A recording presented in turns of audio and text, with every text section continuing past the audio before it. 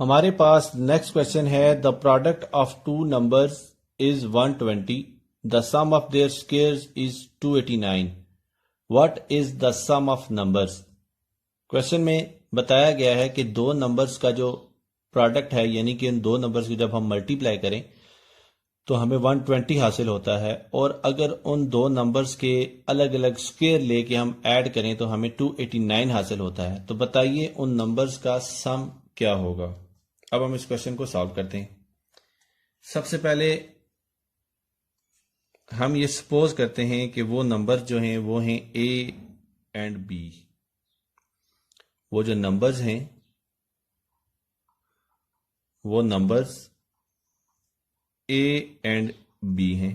तो हमें पता है a plus b whole square ये इक्वल होता है a square plus b square plus 2ab के।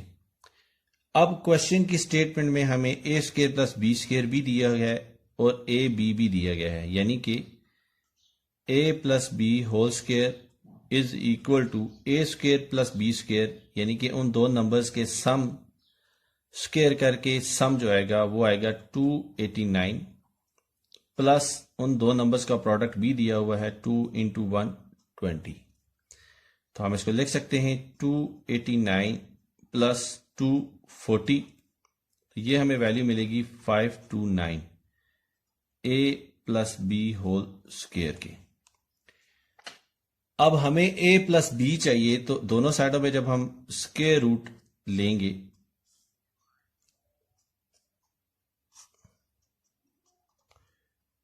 तो हमें ए प्लस बी की वैल्यू मिलेगी। अब हम 529 का स्क्वायर रूट लेते हैं,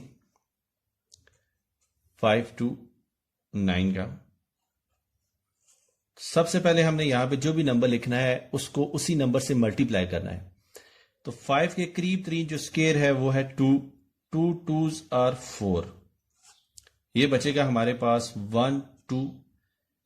अब इस 2 को जब 2 से मल्टीप्लाई करेंगे तो ये बनेगा 4 और ये 9 हम नीचे लेके आते हैं। अब हमने यहां पे उस नंबर से मल्टीप्लाई करना है, जैसे कि हमने यहां पे 1 लिखा है तो इधर भी 1 से मल्टीप्लाई करेंगे तो ये 41 इंटू 1 हो जाएगा। अगर हमने यहां पे 2 लिखना है तो यहां पे भी 2 लिखेंगे तो 42 इंटू 2 हो जाएगा। हम यहां पे 3 से करेंगे तो 43 को जब हम 3 से मल्टीप्लाई करें तो ये 129 हासिल होता है। तो इसका जो स्क्वायर रूट है वो है 23, यानी कि a प्लस b is equal to 23। The sum of numbers was 23।